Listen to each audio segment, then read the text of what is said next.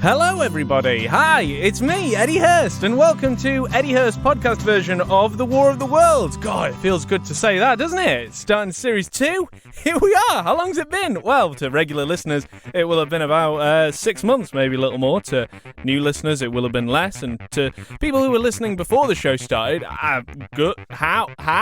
But alright, I mean, what I'm saying is time is relative, and to many of you, you might just be joining us today, in which case, allow me to explain the premise of this podcast. This is where me, Eddie Hurst, and I'm joined by comedy guests, I'm joined by musical comedy guests, I'm joined by experts in academic fields.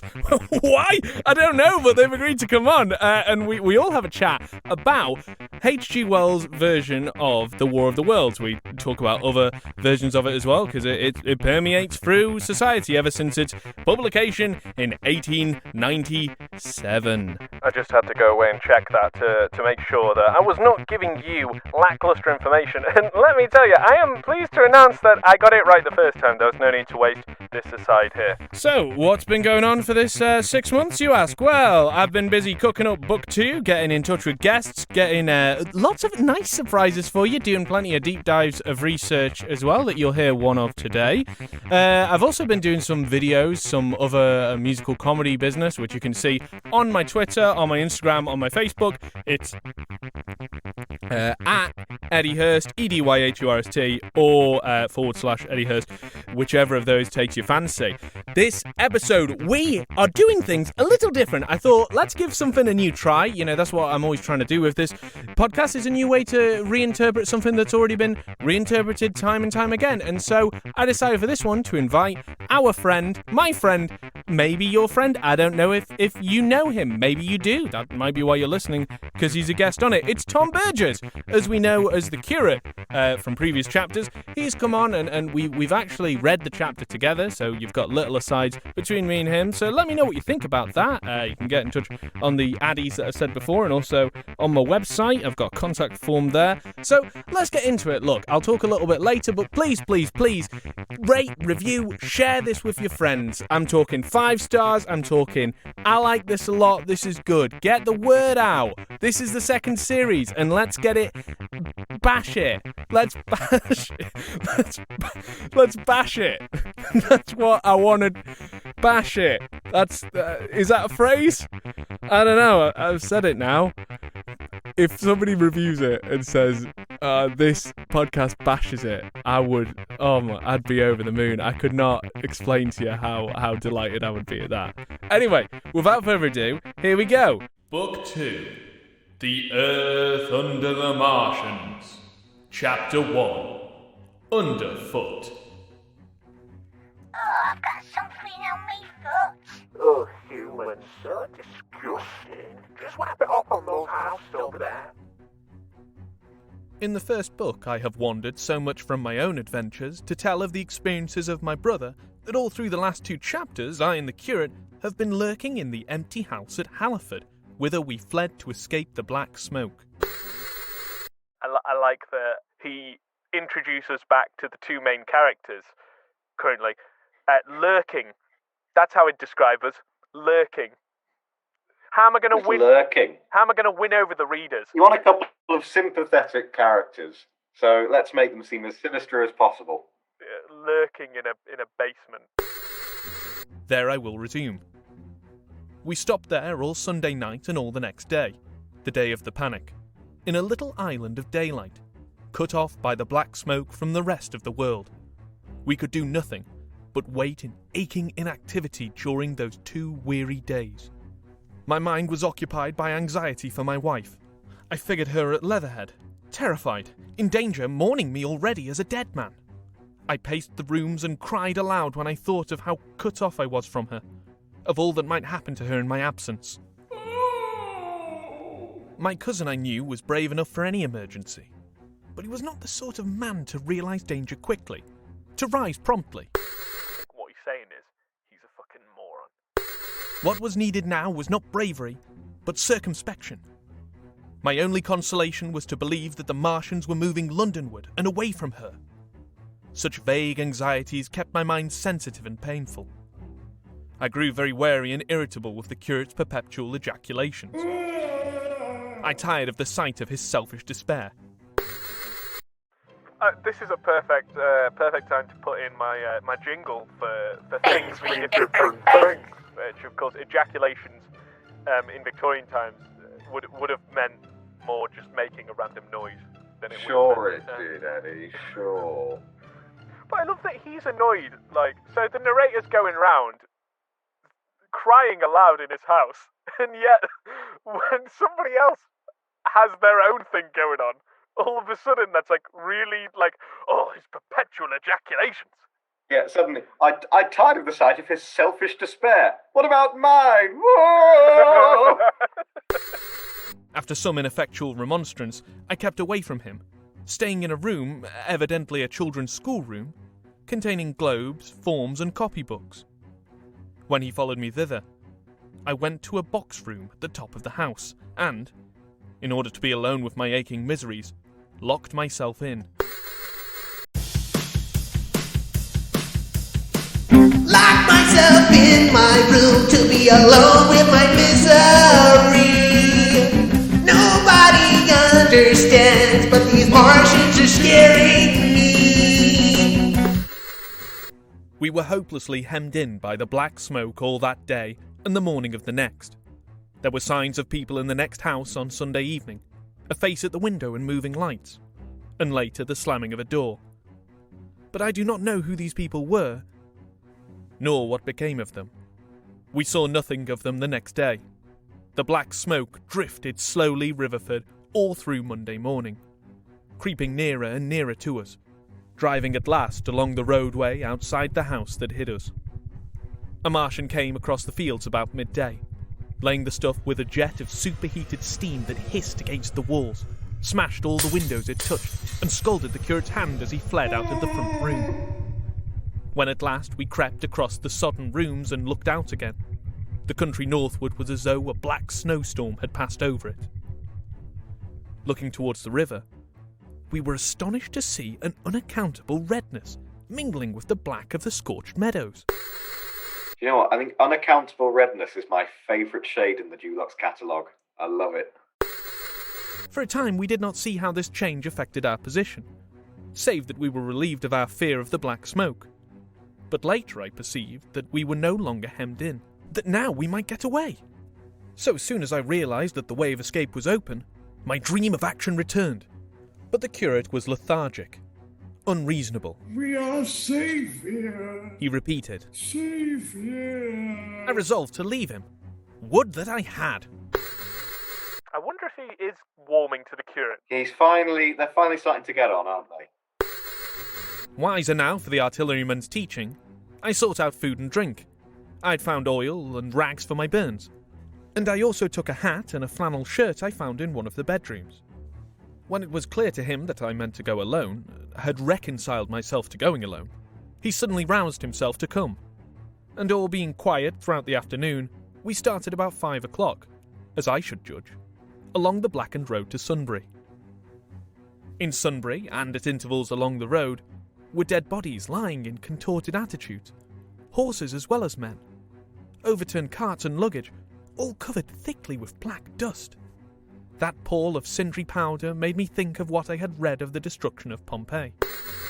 Day 65 in this Arctic research hut, and finally I feel like I'm making progress, unravelling the mystery of who I am, why I keep getting remade and reprogrammed. Oh! Hello, it's me, the explaining lad. What was it? Pompeii. Oh, yes, of course. Pompeii is a town that's part of ancient Rome. It has long been since abandoned because of it being at the bottom of a volcano called Vesuvius that famously erupted in 79 AD, covering the town and killing the people in a thick soot and ash. It's a common misconception that actually the lava is the problem with volcano, but it's this plume of molten hot dust that solidifies. So you can actually go there as a tourist if you're interested in lurking around some dead bodies. I mean, it's a bit morbid, isn't it? Anyway, that's what H.G. Wells means when he refers to Pompeii. He's not just referring to the town, which I'm sure was fine in its heyday. He's talking about the attack and how the soot dust is similar to what you're seeing there. He's painting a picture with words. Anyway, I've got to get back to my research. Why am I such an enigma? We got to Hampton Court without misadventure, our minds full of strange and unfamiliar appearances. And at Hampton Court, our eyes were relieved to find a patch of green that had escaped the suffocating drift. We went through Bushy Park, with its deer going to and fro under the chestnuts, and some men and women hurrying in the distance towards Hampton. And so we came to Twickenham. These were the first people we saw. Away across the road, the woods beyond Ham and Petersham were still afire. I mean, it's worth... I do really want to mention that there is a place called Ham, which I think is the most English name for a town. I like that it's differentiated. There's Ham and there's Peter's Ham. Yes, don't you dare eat... This ham is for everyone. Everyone who's been listed in the census. This is Peter's alone. If you touch it, my friend, there'll be hell to pay. There's Peter's Ham, there's Lewis Ham, there's pecking... There's ham that you can only peck at. That's pecking ham. That's just for the birds. Just for the birds. Feed the birds. Ham. Ham. Tuppence a ham. Twickenham was uninjured by either heat ray or black smoke, and there were more people about here, though none could give us news. For the most part, they were like ourselves, taking advantage of a lull to shift their quarters. I have an impression that many of the houses here were still occupied by scared inhabitants, too frightened even for flight. Here too, the evidence of a hasty rout was abundant along the road. I remember most vividly 3 smashed bicycles in a heap, pounded into the road by wheels of subsequent carts. It's probably him smashing them bikes, wasn't it? Because he can't ride a bike, can he? I'll be honest, yeah. No, it would probably be... I thought you'd bring that up. I cannot ride a bike, and I would smash any bicycle I saw. And I will leave them in a heap as well. I want them to look like a mangled mess. It's just one cart that the narrator has pushed over, backwards and forwards, over the bike. We crossed Richmond Bridge about 8:30. We hurried across the exposed bridge, of course, but I noticed floating down the stream a number of red masses, some many feet across. I did not know what these were. There was no time for scrutiny, and I put a more horrible interpretation on them than they deserved. They were horrible, ugly, bad breath, rude. Here again on the Surrey side were black dust that had once been smoke, and dead bodies, a heap near the approach to the station. But we had no glimpse of the Martians until we were some way towards Barnes. We saw in the blackened distance a group of 3 people running down a side street towards the river, but otherwise it seemed deserted. Up the hill, Richmond town was burning briskly. Outside the town of Richmond, there was no trace of black smoke. So they're in London now, in Richmond. That was quick. Well done. That was very quick. Just saying, they had a nice little jolly over at Hampton Court, and now they're in old foggy London town. They barely did anything at Hampton Court, did they? It feels like a waste of a trip. Might have got a postcard or something. Especially if for once you can get in for free, because everyone's dead. No. Pop in. Look around. Mess around with some of the stuff, see if anyone notices when they come back. Optimistic at this point. That's an optimism that the narrator doesn't have. That he can muck around with something as a little jape. There's none of that Blitz spirit, is there? In the Blitz, we were all pranking each other. Because we did a bit. I kept hiding my friend's gas masks. It was great. Then suddenly, as we approached Kew, came a number of people running, and the upper works of a Martian fighting machine loomed in sight over the housetops, not 100 yards away from us. We stood aghast at our danger, and had the Martian looked down, we must immediately have perished. We were so terrified that we dared not go on, but turned aside and hid in a shed in a garden. There the curate crouched, weeping silently, and refusing to stir again. Look, we spent a lot of time talking about the curate. His brain, his fears, his loves, his passions, his bod. He's a more fleshed out character than Mrs. Narrator. You know, the whole purpose of travelling around in this book. But if your first introduction to War of the Worlds like me was through the movies, the musical, or the Orson Welles radio drama, chances are that this guy with his wussy mad attitude is a character you've probably not seen in any of the other adaptations. If you have seen some sort of curate or assignee to the God Squad during the times of Martians, you might be aware of Parson Nathaniel in Jeff Wayne's musical version of the War of the Worlds, a rock and roll preacher with the voice of Phil Lynott, and no one else. Don't come at me with that new generation Jason Donovan. Hashtag, not my Parson Nathaniel. Or maybe, you know, Pastor Dr. Uncle Father Matthew Collins from the George Powell-produced 1953 Cold War vibe movie. I might have added two of those titles to Pastor Dr. Uncle Father Matthew Collins. And in the Spielberg film, and the Orson Welles radio show actually, there isn't even any religious body that takes part in the story. I mean, unless you count Tom Cruise and his Scientology stuff. I mean, that would have been a shoo-in, right? There's loads of mythology about aliens in there. It'd been a perfect fit. So what gives? Why does the role of the curate seem so interchangeable and, like olives on a pizza, only good for a movie? I mean, I guess there's a lot of possible answers. The changing role of religion in society, different audiences perceiving offence, and just how much there is of the story you need to cram into, that sometimes maybe a whingy clergyman that finds themselves stuck in a scullery is surplus to requirements. But I thought I'd take a look through some of the tentpole adaptations at how and why the curate changes so much. And I mean like big cultural adaptations, not like adaptations of tentpoles. I don't know if anyone has adapted them. I mean, what would it be, a sharpened stick? That's sort of you adapting to the situation of no tent poles. I don't think that's adapting the concept of a tent pole. Look, I think at this point you're being willfully misconstruing of my words here.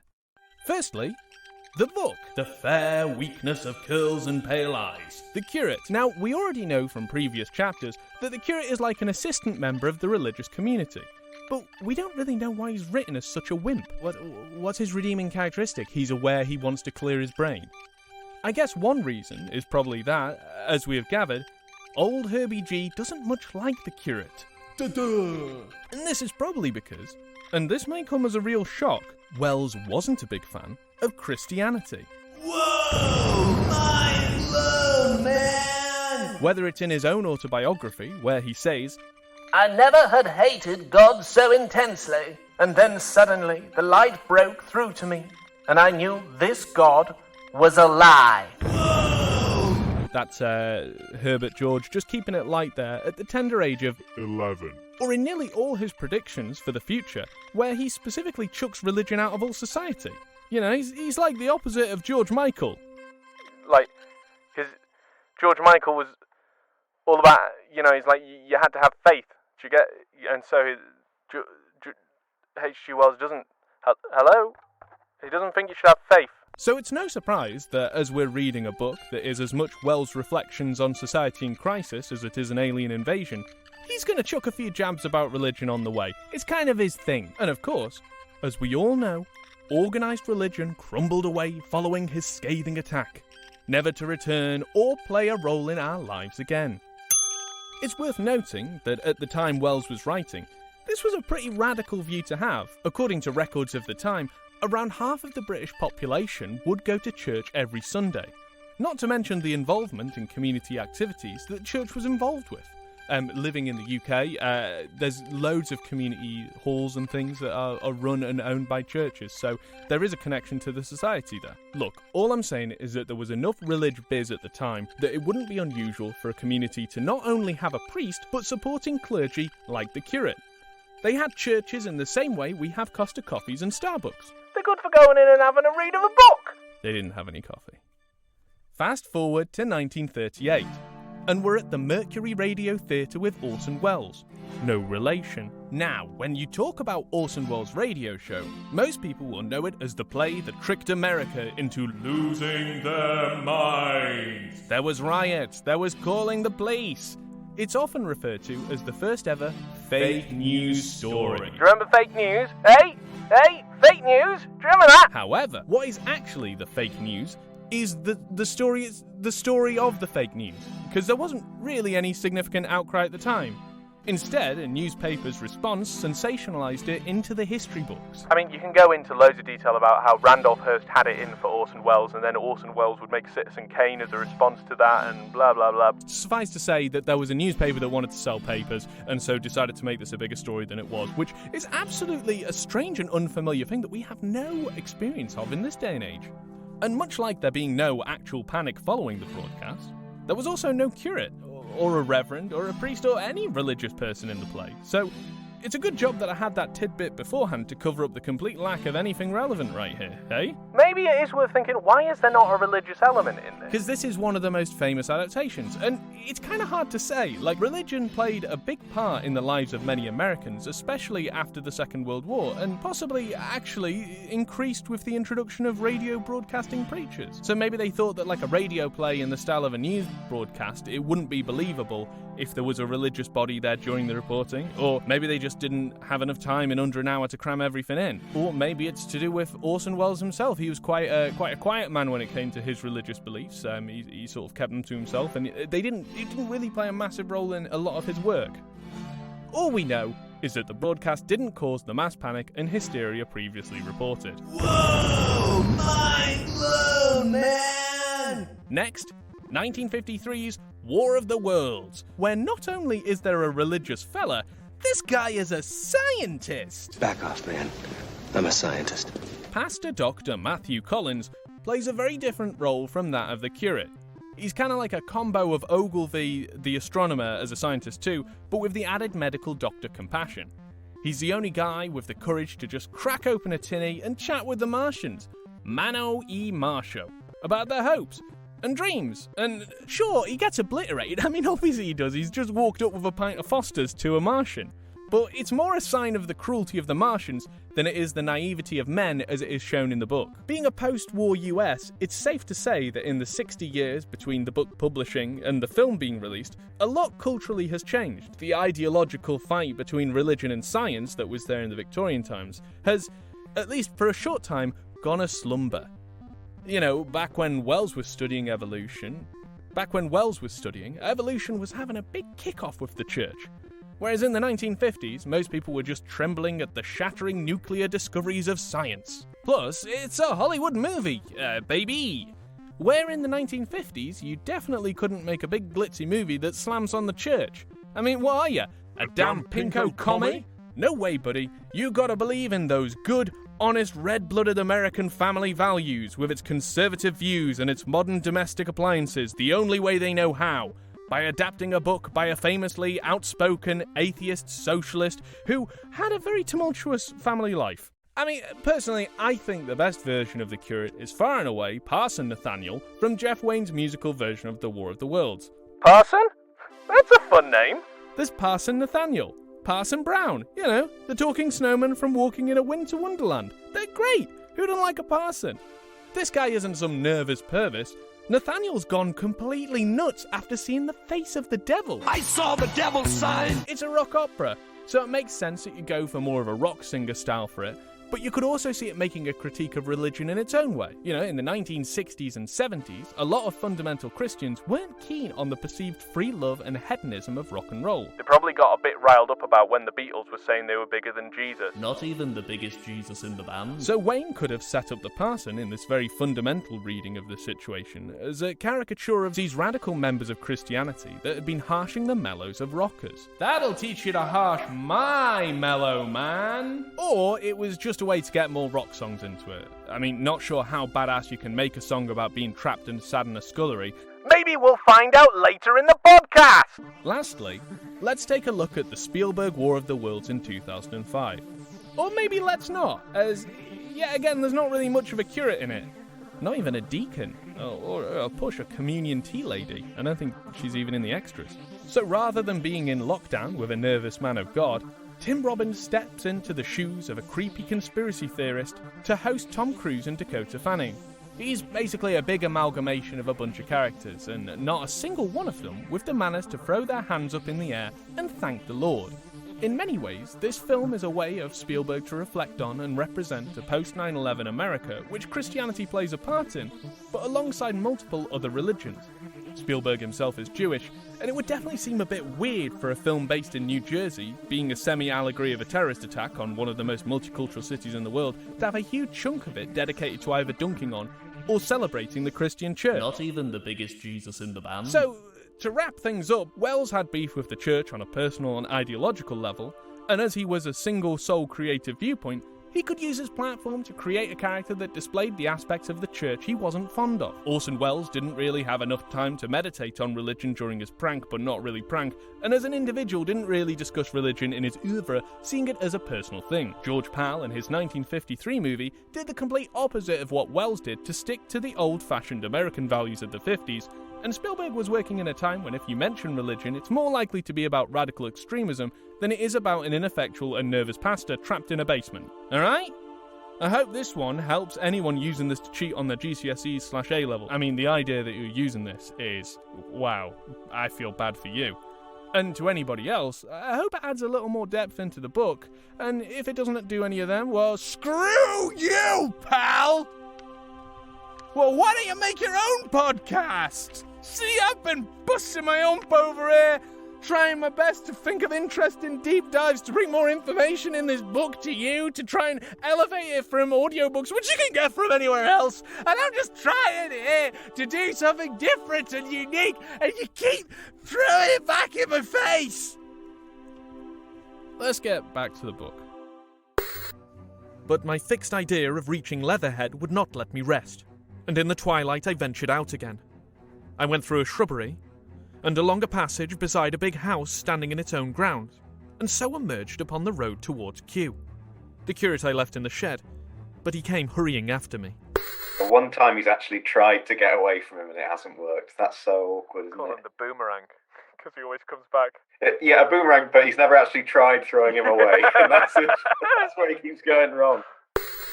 That second start was the most foolhardy thing I ever did, for it was manifest the Martians were about us.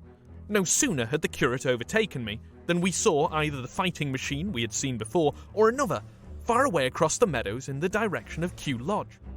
4 or 5 little black figures hurried before it across the green-grey of the field, and in a moment it was evident that this Martian pursued them. In 3 strides he was amongst them, and they ran radiating from his feet in all directions. He used no heat ray to destroy them, but picked them up one by one. Apparently, he tossed them into the great metallic carrier which projected behind him, much as the workman's basket hangs over his shoulder.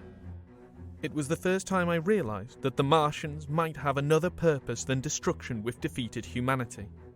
We stood for a moment petrified, then turned and fled through a gate behind us into a walled garden. Fell into, rather than found, a fortunate ditch. Fortunate ditch? That's a great title for a song. A fortunate ditch. God, imagine if they'd found an unfortunate ditch. That would have been a shame. Fortune is in the eye of the beholder, isn't it? That ditch was never fortunate before they turned up. My granddad had a fortunate ditch. He was a doctor in the Second World War, and he got shot at by a plane in what I consider to be a Nazi prank. And he jumped into a ditch to keep himself safe. And then he started, after it was all clear, he started walking down the road and realised that he'd lost his glasses in the ditch, and he had to just crawl back for ages in this ditch and look for these specks. That sounds like an unfortunate ditch. Well, yeah, I mean, it was a half and half, wasn't it? So it just cancels itself out, becomes a ditch. It's just a ditch. But yeah, actually, now I think of it, yeah, now I think of it, he did used to say, yes, and then I fell into this just completely standard ditch. And lay there, scarce daring to whisper to each other until the stars were out.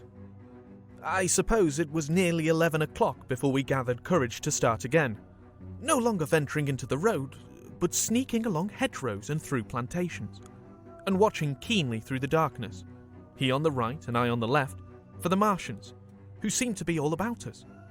In one place we blundered upon a scorched and blackened area, now cooling and ashen, and a number of scattered dead bodies of men, burned horribly about the heads and trunks, but with their legs and boots mostly intact. And of dead horses, 50 feet perhaps, behind a line of 4 ripped guns and smashed gun carriages. Sheen, it seemed, had escaped destruction, but the place was silent and deserted. Here we happened on no dead, though the night was too dark for us to see into the side roads of the place. In Sheen, my companion suddenly complained of faintness and thirst, and we decided to try one of the houses. The first house we entered, after a little difficulty with the window, was a small semi-detached villa, and I found nothing eatable left in the place but some mouldy cheese. There was, however, water to drink, and I took a hatchet, which promised to be useful in our next housebreaking. That was sometime after the invasion, though, wasn't it? That was It's not. after he'd got back into the swing of things. I've crunched the timeline for this, and it's been less than 2 weeks, since the Martians arrived. So it's taken him less than 2 weeks to start.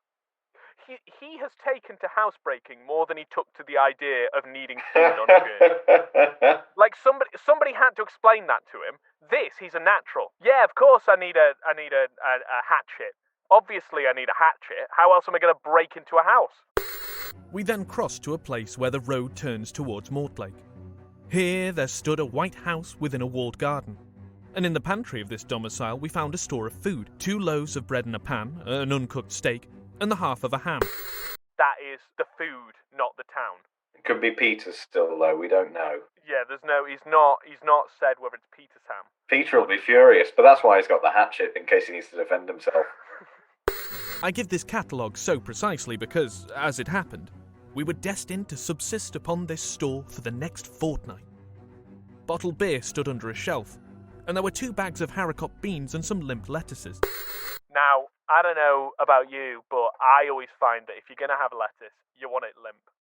Nice limp lettuce. This pantry opened into a kind of wash-up kitchen, and in this was firewood. There was also a cupboard, in which we found nearly a dozen of burgundy, tinned soups and salmon, and 2 tins of biscuits. We sat in the adjacent kitchen in the dark, for we dared not strike a light, and ate bread and ham, and drank beer out of the same bottle.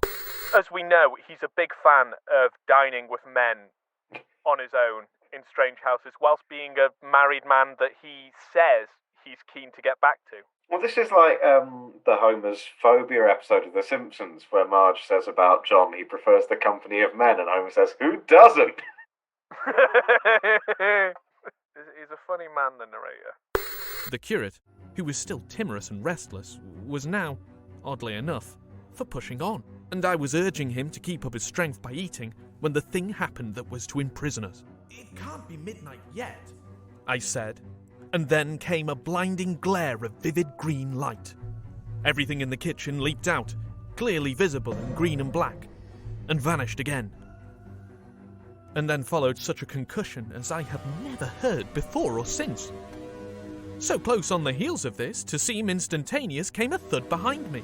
A clash of glass, a crash and rattle of falling masonry all about us, and the plaster of the ceiling came down upon us, smashing into a multitude of fragments upon our heads. I was knocked headlong across the floor against the oven handle and stunned. I was insensible for a long time, the curate told me, and when I came to, we were in darkness again. And he, with a wet face, as I found out afterwards with blood from a cut forehead, was dabbing water over me. For some time I could not recollect what had happened. Then things came to me slowly. A bruise on my temple asserted itself. Are you better? Asked the curate in a whisper. At last I answered him. I sat up. Don't move! He said. The floor is covered with smashed crockery from the dresser. You can't possibly move without making a noise. And I fancy they are outside. We both sat quite silent, so that we could scarcely hear each other breathing. Everything seemed deadly still. But once something near us, some plaster or broken brickwork, slid down with a rumbling sound. Outside and very near was an intermittent metallic rattle. That, said the curate, when it presently happened again. Yes, I said. But what is it? a Martian, said the curate. I listened again. I mean, no fucking shit. Why are you even asking what it is? What? So, of course it's a Martian. What else? Oh no, it's a dolphin from the Thames. Nature's return. I think it's an orchestra. I can hear it. It was not like the heat ray, I said, and for a time I was inclined to think one of the great fighting machines had stumbled against the house, as I had seen one stumble against the tower of Shepperton Church. Our situation was so strange and incomprehensible that for 3 or 4 hours, until the dawn came, we scarcely moved, and then the light filtered in, not through the window, which remained black, but through a triangular aperture between a beam and a heap of broken bricks in the wall behind us. The interior of the kitchen we now saw greyly for the first time. The window had been burst in by a mass of garden mould, which flowed over the table upon which we had been sitting and lay about our feet. Outside, the soil was banked high against the house. At the top of the window frame, we could see an uprooted drain pipe.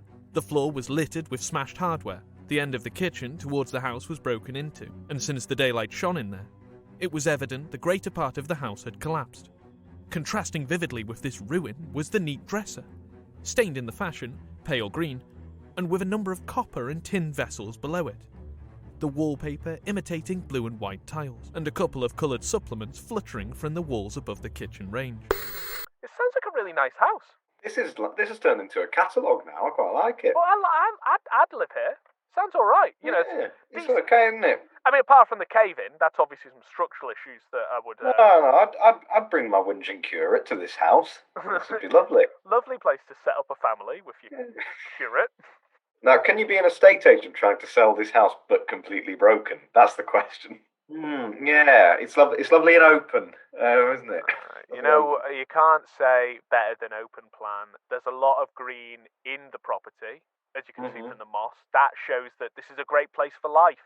It's perfect for the living. That's why we call it the living room. Yes, there's a cooker in there, but don't let it stop you. Who doesn't want to watch telly whilst frying a pizza? That's what I say. I am a human. Yeah, there's even a little cubby there with a triangular bit of light for your curate to live in. As the dawn grew clearer, we saw through the gap in the wall the body of a Martian, standing sentinel, I suppose, over the still glowing cylinder. At the sight of that, we crawled as circumspectly as possible out of the twilight of the kitchen and into the darkness of the scullery.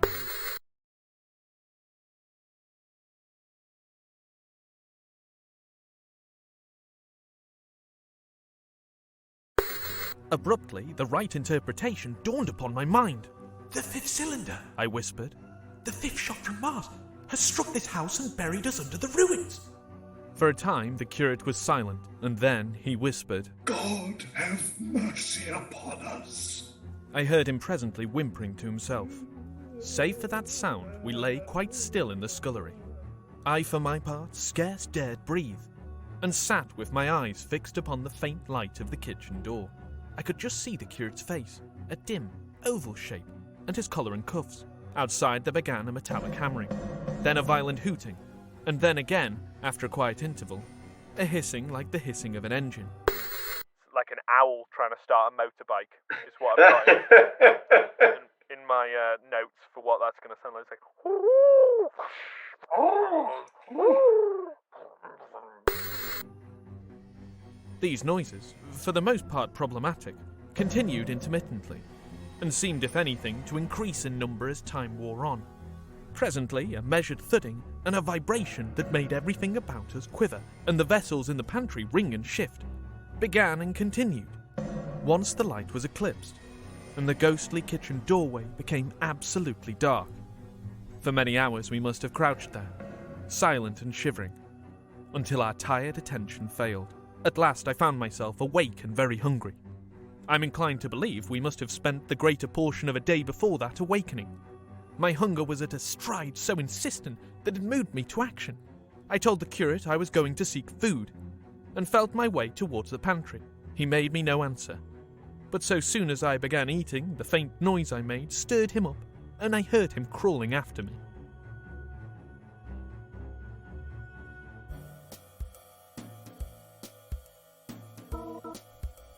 Mamma mia.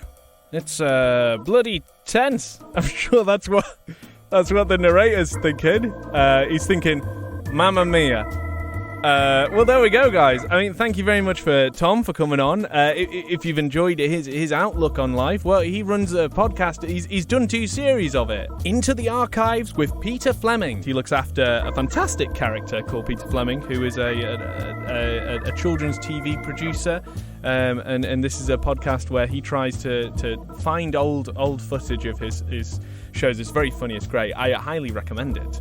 Also, please, if you've enjoyed this, let me know. Get in touch with me on Twitter, Instagram, Facebook. It's EDY Hurst on all of those. Please do like, review, and share this podcast. As I said before, with Book 2, we very much wish to bash it.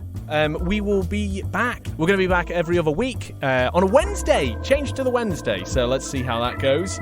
We're on next week it is Chapter 2, What We Saw from the Ruined House. See you in a couple of weeks, guys. It's great to be back. Thank you for listening.